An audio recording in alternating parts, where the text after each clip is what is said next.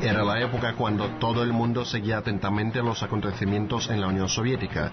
El viejo orden se destruía a ojos vistos y otro nuevo surgía. Nadie sabía cómo sería. De pronto, todo el mundo aprendió varias palabras en ruso, y la palabra más importante era perestroika. Ha sido un proceso bastante difícil que la gente aún no logra comprender del todo. Un enorme país se convulsionaba, agonizaba, se desintegraba y volvía a nacer. 2 semanas después de mi llegada, Gorbachov pronunció la palabra glasnost por primera vez. El eco de los candentes acontecimientos de hace 25 años se percibe hasta ahora, y no solo en la nueva Rusia, sino también lejos de sus confines.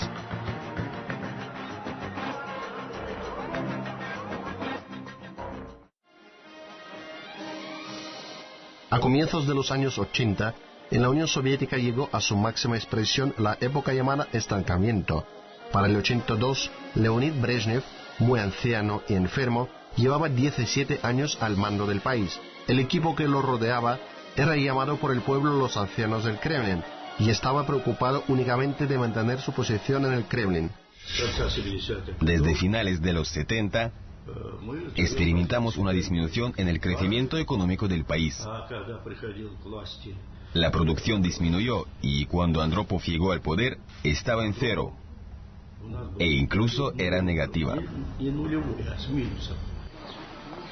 En noviembre de 82 murió Brezhnev. Yuri Andropov, director de la KGB, la más poderosa y conocida institución soviética, asumió el poder. En una de sus intervenciones, Andropov dijo: "Tenemos que aclarar qué sociedad hemos construido". Son sus palabras. Para aquella época dogmática, esta frase sonaba muy contundente. Pero Andropov no era joven, estaba mal de salud y murió tras solo 13 meses en su cargo. Casi el mismo periodo estará en el poder el aún más anciano Konstantin Chernenko. La serie de muertes de caudillos del Kremlin fue denominada la carrera en ajustes. En 1985, Gorbachov cumplió 54 años. Para aquella época era excesivamente joven para ocupar el cargo del líder estatal, pero la elección cayó en este candidato. El Pleno eligió al camarada Gorbachov como secretario general del Comité Central del Partido Comunista de la Unión Soviética. Los ancianos del Kremlin, quienes soñaban con una vejez tranquila, confiaban en poder manipular al político inexperto procedente de una humilde familia campesina. Gorbachov recibió el poder nominal, pero no tenía autoridad en el partido ni en el Estado. Al contrario, los pocos partidarios de las reformas veían en Gorbachov, enérgico y joven, las esperanzas de transformar el país. Un mes después de asumir el cargo, en marzo de 1985, Gorbachov intervino con un amplio informe sobre las reformas económicas. Tenemos una estrategia profundamente elaborada. Es el programa de la perestroika.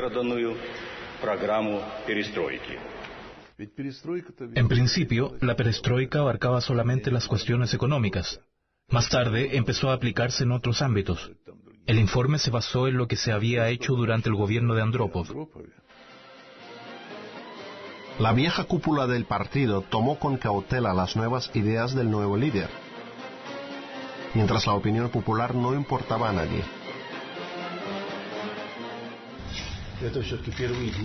En los primeros días de mi gobierno, se me ocurrió de repente ir directamente y oír lo que la gente tenía que decir. Por primera vez, la reunión del líder nacional con el pueblo se hizo espontáneamente. En un país donde no había política pública, la intercomunicación del jefe de Estado con sus ciudadanos provocó una verdadera sensación. Por favor, esté cerca del pueblo. No puedo estar más cerca que ahora. Los viajes constantes y las reuniones del líder nacional se transmitieron por la televisión soviética. Gorbachov se convirtió en una estrella de televisión, eclipsando a los cantantes. La popularidad creciente de Gorbachov entre el pueblo y su decisión de comenzar las reformas económicas puso nerviosos a los dirigentes del partido y jefes locales. No disponía de un equipo, Había que crearlo desde cero. Ya para 1986, más del 50% de la élite del partido había sido sustituida por ejecutivos más jóvenes. Uno de los principales partidarios de Gorbachov, Boris Yeltsin, llegó a ser alcalde de Moscú y formó parte del buró político del Comité Central del Partido Comunista de la Unión Soviética. El equipo de reformistas está dispuesto a llevar adelante las reformas, pero existe una tremenda escasez de fondos para realizarlas integralmente. La carrera armamentista y la Guerra Fría consumen la mayor parte del presupuesto en déficit. Eliminemos las amenazas de guerra. En noviembre de 1985, los líderes de la URSS y los Estados Unidos, Gorbachov y Reagan, se reúnen en Ginebra. Su entrevista privada duró unos 40 minutos. Cuando terminamos y salí me preguntaron qué impresión había tenido y dije un auténtico dinosaurio. Le preguntaron a Reagan lo mismo y él dijo un terco bolchevique. Pero en 2 días estos 2 tercos llegaron a un discurso conjunto esperado por todo el mundo. Fue declarado que primero, la guerra nuclear era inadmisible, en ella no habría un vencedor, y segundo, que ambos países no aspirarían al dominio militar. En los años de la perestroika, el embajador de los Estados Unidos era Jack Matlock, quien supo muy bien lo difícil que era acercar a estos dos enemigos irreconciliables. Creo que, cooperando con el presidente Reagan y el vicepresidente Bush, Gorbachov era capaz de acabar la Guerra Fría.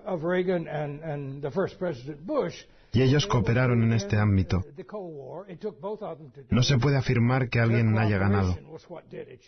Todos los convenios firmados contribuían a los intereses de los dos países. El 1 de enero de 1986, los ciudadanos de ambos países vieron el saludo conjunto con motivo del Año Nuevo del presidente estadounidense y del mandatario soviético. Good evening. This is Ronald Reagan, President of the United States. I'm speaking to you, the peoples of the Soviet Union, on the occasion of the New Year. La política exterior mejora. No obstante, dentro del país, los problemas no disminuían. La economía planificada no funcionaba. Los dirigentes a todo nivel sabían repartir, pero no sabían ganar. Los nuevos programas económicos fallan. Lo más importante eran las decisiones políticas. Según tengo entendido, era un aporte significativo de Gorbachov y de sus partidarios. Tenían claro una cosa: les costaba exterminar toda la cúpula del partido. Había que levantar las masas populares. En 1989, Yevgeny Yassin encabezó la Comisión Estatal de Reformas Económicas del Consejo de Ministros de la URSS como ministro y trabajó en este cargo hasta el colapso de la Unión Soviética. Actualmente es rector de la Escuela Superior de Economía creada por él mismo y hasta ahora sigue impartiendo seminarios para los futuros economistas. Lo planificado en las altas esferas y lo supuesto en algunas partes era que no encarcelaríamos ni enviaríamos a campamentos, sino que daríamos cierto grado de libertad. Así se resolvió, porque después las decisiones las tomaban millones de personas. Y todo esto empezó a salir del control.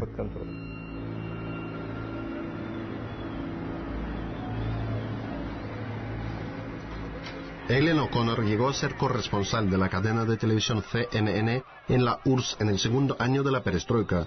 Con sus propios ojos vio las drásticas transformaciones en los medios de comunicación. En los periódicos y en la televisión empezaron a discutirse los temas anteriormente tabúes. La gente ya no tenía miedo de pronunciar sus ideas. Mis colegas occidentales y yo asistíamos a las reuniones de este tipo y lo ocurrido nos sorprendía como si acudiéramos a la reunión de los padres fundadores de los Estados Unidos que discutían las perspectivas de desarrollo de su país. Abiertamente se discutían no solo las perspectivas y los logros, sino todo tipo de problemas. Pienso que ciertas reformas no se realizaron tal como lo habían supuesto sus ideólogos. Desgraciadamente, mucha gente no obtuvo las ventajas económicas y políticas tan esperadas. Este hecho desilusiona. ¿Quién tiene la culpa? ¿Quién sabe? La provincia de Kemerovo es una de las mayores regiones productoras de carbón de Rusia. La sensación de apoyo y ayuda mutua entre las personas que diariamente descienden bajo tierra es muy elevada. Por primera vez en la Unión Soviética se registraron huelgas masivas que empezaron precisamente en las regiones mineras. Por todo el país, casi 500.000 de obreros no salieron a trabajar. Nadie trabajaba. Ellos dijeron, vuelvan, y subimos a un autobús que nos condujo a una plaza. Sí, ¿te acuerdas cuánta gente había allí? Reunido con sus compañeros, el antiguo minero y actual jubilado Vladimir Zotov recuerda los acontecimientos de aquellos años. Su brigada fue primera en ir a la huelga. No exponíamos demandas políticas, no cambiábamos el sistema. Queríamos cambiar la actitud de todos los burócratas hacia nosotros, los obreros. Se habían creado la perestroika. Vamos a reconstruir todos juntos. Señor Gorbachev, usted por ahí arriba y nosotros por acá abajo. A muchas minas se le concedió cierta independencia. Ahora la parte económica de la mina dependía directamente de las ventas. De hecho, era la razón principal de las huelgas mineras. Permaneceremos aquí hasta que se tome la decisión final. El primer ministro Nikolai Ryzhkov, procedente de una familia minera, fue a negociar con los mineros. Las conversaciones que se realizaron justamente en esta plaza fueron muy complicadas. Cuando Ryzhkov subió a la tribuna y vio que en esta plaza estaba toda la ciudad, su rostro cambió. Se dio cuenta de que aquí estaba no una muchedumbre gris, sino el mismo pueblo para el que trabajas. Me gustaría verlos a ustedes delante de los mineros para negociar. Es poco agradable. Y ahora, ante esta gente, tienes que responder. ¿Qué respondió él? Vamos a pensar. Vamos a tomar una decisión. Y aquí mismo, en ese mismo instante, toda esta masa gris, negra con uniformes llenos de polvo de carbón, te grita a coro, ¡basta ya! Nuestro primer lema era, deja de pensar. Habla ahora mismo o calla para siempre. Basta. Las contradicciones parecían imposibles de resolver. Solamente los flamantes empresarios de la Unión Soviética supieron encontrar intereses comunes con los mineros. Las primeras empresas privadas se llamaban cooperativas y los empresarios cooperativistas. Estamos en contra de los estafadores, los intermediarios, pero no contra las cooperativas. Los cooperativistas estaban dispuestos a asumir la responsabilidad de cancelar los salarios a miles de mineros. Dijimos, vamos a vender el carbón a precios más altos. Vamos a introducir innovaciones. La ley sobre las cooperativas fue uno de los primeros esfuerzos tímidos de permitir la empresa privada en la Unión Soviética. Artyom Tarasov fue el primer millonario soviético. Su cooperativa obtuvo el capital inicial en el suministro de computadores. Las operaciones de divisas estaban prohibidas en aquel entonces en el territorio del país, y él compraba dólares ilegalmente. En $500 se podía comprar un computador como este. Tardamos 5 días en traerlo a Rusia. Lo vendíamos a organismos oficiales. Es decir, un computador que había costado $500, lo vendíamos a 50.000 rublos. Precisamente en esa época, en un abrir y cerrar de ojos, los nuevos rusos, así fueron llamados los empresarios cooperativistas exitosos, hicieron fortunas faraónicas, mientras la mayoría de la población no sabía cómo ganarse el pan.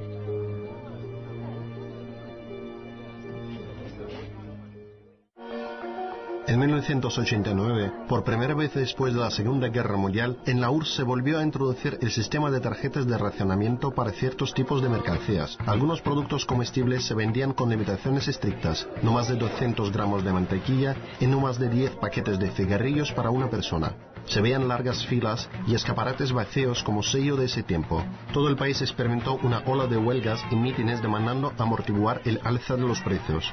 El pueblo soviético está muriendo. Por primera vez en el país comunista que llevaba casi 70 años proclamando la amistad y la unidad de los pueblos, empiezan serios disturbios por razones nacionalistas. Por todo el enorme imperio soviético se levantó la ola de manifestaciones que al final terminaría en su desmoronamiento. Los disturbios no pasaron por el lado de Lituania, entonces una de las repúblicas soviéticas. Había una plataforma hecha para el primer mitin masivo de junio de 1988. Cuando hablaban de la libertad y cantaban el himno de Lituania, mucha gente lloraba y no podía cantar.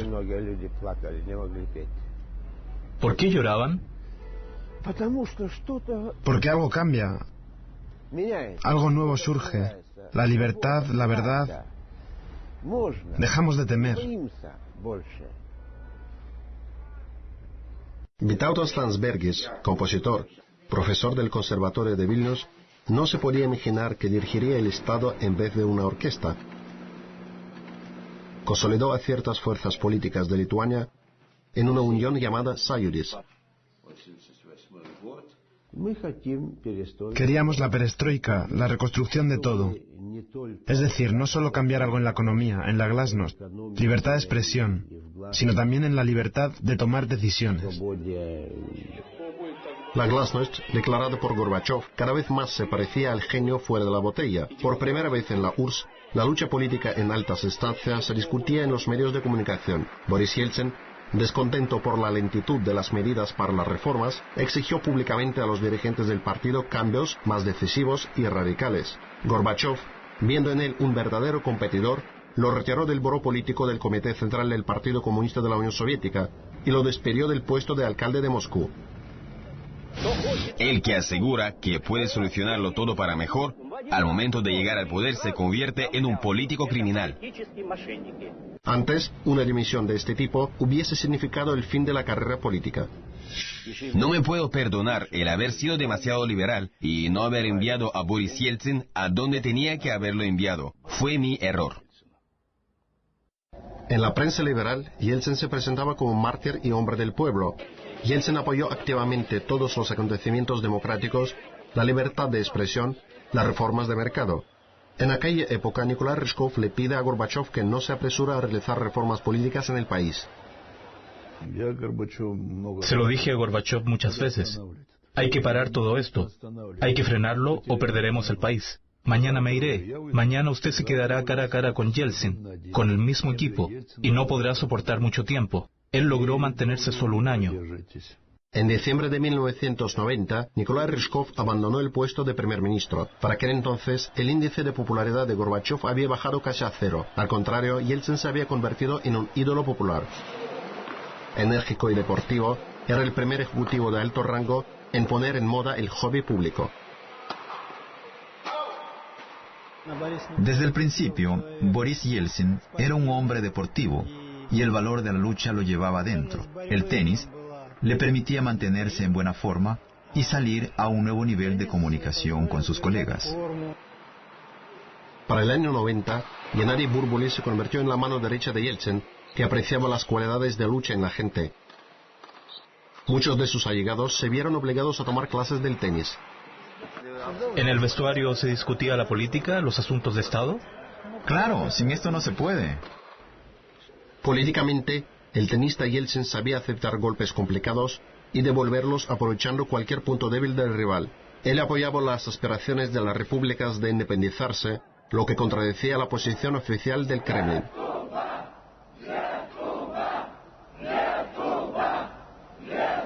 En 1990, Vytautas Landsbergis fue elegido presidente del Parlamento de Lituania y enseguida su parlamento proclamó la independencia de esta república báltica. En enero de 1991 recibimos el ultimátum de Gorbachov con la exigencia de reconocer que en Lituania la Constitución soviética volvía a regir. En otras palabras, Gorbachov había reconocido que ya no estaba vigente y nos exigía formar parte de la Unión Soviética, amenazándonos con la fuerza militar. En Vilnius se introducen equipos blindados y secciones especiales. Alrededor del nuevo parlamento, los lituanos empiezan a construir barricadas de bloques de hormigón y alambre de púas traído de las construcciones cercanas. Posteriormente, una parte de las barricadas fue rodeada por paredes de vidrio y convertida en museo monumento al aire libre de la independencia de la República. Además, este alambre simboliza la esclavitud, los campos de concentración y las fronteras cerradas. En el Kremlin pensaban que la demostración de fuerza sería suficiente para que la joven república se retractara de su objetivo. Dijimos que no estábamos en derecho de integrarnos a la Unión Soviética, porque no nos habían elegido para eso. Empezó una masacre. En la noche del 13 al 14 de enero empezó el asalto del centro de la televisión. El edificio fue tomado rápidamente. Se cortó la emisión de la independiente televisión lituana. Hola. Nos están atacando.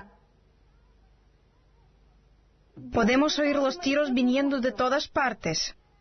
La estación de radio lituana ya ha sido tomada. Egile Bacholite sigue trabajando de presentadora en un canal estatal. Aquella emisión en vivo fue su hora decisiva, pero por la gloria ella tuvo que pagar un precio bien alto. Ellos estaban forzando la puerta con hachas. Aquí, a propósito, ha quedado un hirviendo para que recordaran cómo fue.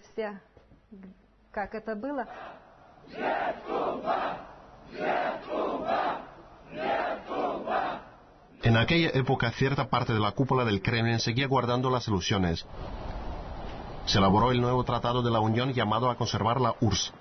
Los representantes de las 9 de 15 repúblicas participaban en su elaboración. Su firma se planificaba para el 20 de agosto de 1991. Los acontecimientos inesperados en Moscú del 19 de agosto sepultaron las esperanzas de conservar los restos de la Unión Soviética. De hecho, el 19 de agosto no dejamos firmar el Tratado de la Unión. El país empezó a desintegrarse. Se necesitaba tomar medidas extraordinarias para salvar el Estado.